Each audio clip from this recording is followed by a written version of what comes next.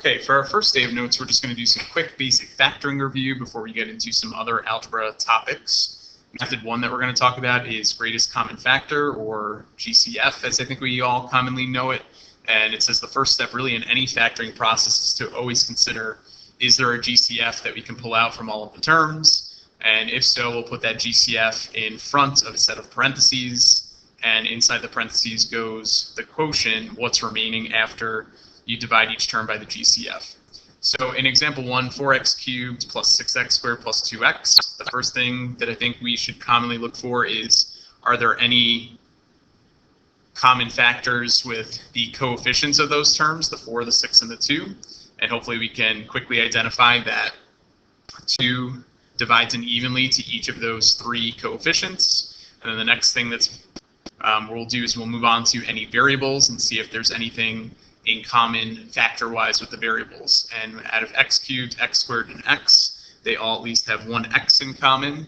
So I'm pretty confident right now that the GCF of those 3 terms there is 2x. So what we'll do is, if we think about dividing each of these 3 terms in the trinomial by 2x, the result would be 2x squared plus 6x squared divided by 2x would be 3x plus, and at the end, what commonly students forget to do is, when you do 2x divided by 2x, you are left with plus 1 there. And as a quick check, we should really be thinking about, if I distribute 2x, back into each of these 3 terms, will I get the original results of 4x cubed plus 6x squared plus 2x? And with this result that we have here, I'm pretty confident that we will. So that is our factored form for number 1. When you pull out the GCF, always kind of take a look at what's left over in parentheses and see if you can consider, can we factor that any further? In certain cases, we'll be able to, but that will be something we really discuss later on with more factoring techniques. So if I look at the next one, and again, just the coefficients for example 2, the 5 and the 15, they both have 5 in common. If I move on to the next set of variables, the a's, they both have a cubed in common, and they both have at least b to the 4th in common. So that last term of these 2 in the binomial actually winds up being the GCF, similar to example 1 where the last term was the GCF there. So if I take out 5a cubed b to the 4th, I'm left with 3ab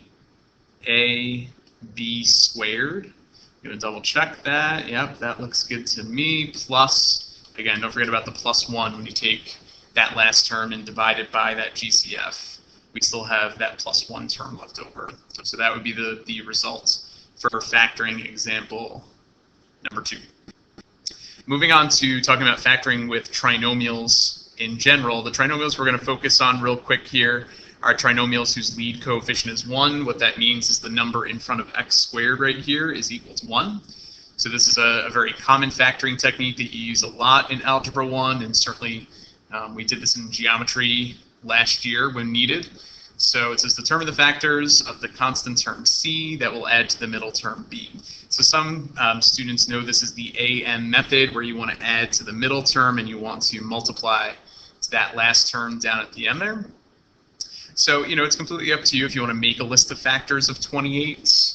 I feel like that 28 is small enough in this case that we probably don't need to have an entire list of factors, but certainly off to the side you can do 1 and 28 and 2 and 14 until you decide on a pair that, when multiplied to the 28 there, have to add to negative 11. Now, as we're thinking about this, adding to negative 11 means that both of these factors should be negative, since the middle term is negative and that last term is positive.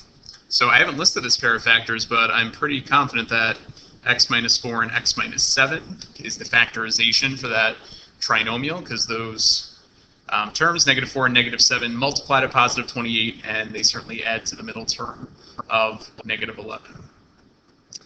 There is a note up here that there's a trinomial. We're talking about something called standard form, and in standard form, the terms will start with the highest exponent term and then decrease in order from there.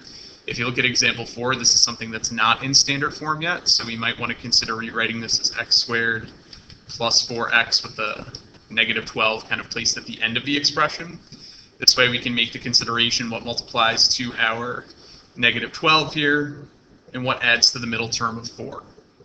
So if I'm considering some factors, I know that if I'm multiplying to a negative, one number has to be positive, one has to be negative, and the correct factorization here we can arrive at fairly quickly is x plus 6 times x minus 2. These numbers will multiply to negative 12, and they will also add to give you positive 4 in the middle. The next set of instructions give a quick reminder to check for a GCF first, and then you can continue to factor.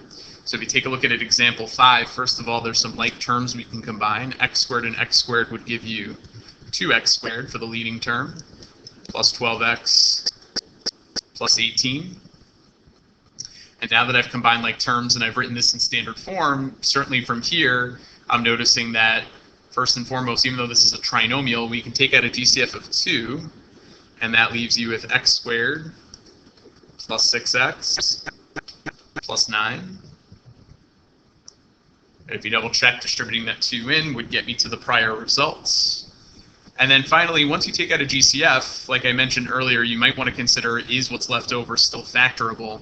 And in fact, there are values that multiply to 9 and add to 6. It would be x plus 3 and x plus 3.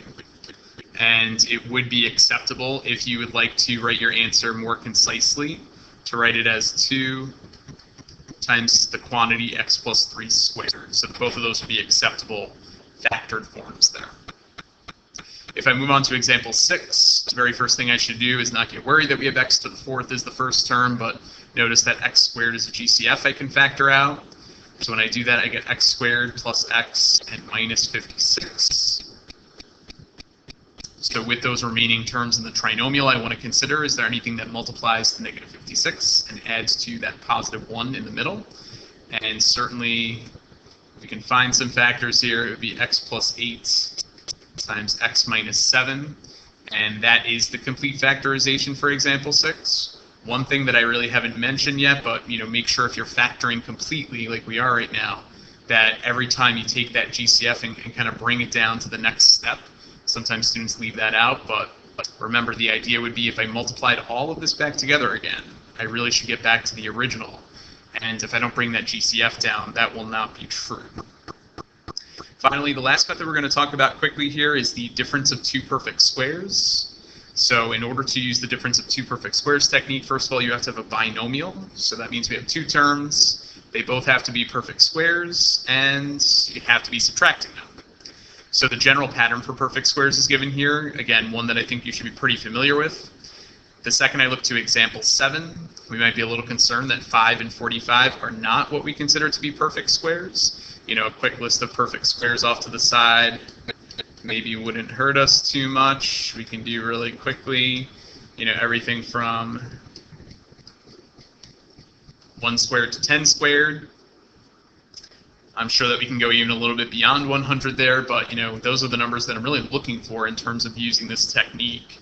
And in example 7, we don't see those right away. However, if you take out 5 as a GCF, which is always the first technique I'd like you to consider, the remaining quantity x squared minus 9 is the result of the difference of two perfect squares. So the pattern, as indicated up above, would be that it would be carried down the GCF of 5, and then we would get x plus 3 and x minus 3. So completely factor, that's what we would get for example 7. And finally, the last case here, 4x to the 6 minus 9y to the 16th. Certainly 4 and 9 are in my list right here, so I'm confident that those are perfect squares. And anything that has an even exponent will also be a perfect square. So the square root of each of these terms, if I think about it, what times itself will give me x to the 6th? It would be x cubed times x cubed. So when I take that difference of perfect squares technique, which is essentially like thinking about taking the square root of each of these terms, the first term would break into 2x cubed, and then you would get minus 3y to the 8th. And then if I repeat that pattern with a plus 3y to the 8th, I'm pretty confident that is my complete factorization. I didn't ask myself if there was a GCF first. Luckily, there wasn't, so I didn't have to make that consideration. But otherwise, that is just a good, quick start for us and a reminder of some factoring techniques. And certainly I plan on building upon this with you tomorrow and for the rest of the school year. I'm looking forward to a great year with all of you, and thank you so much for your cooperation.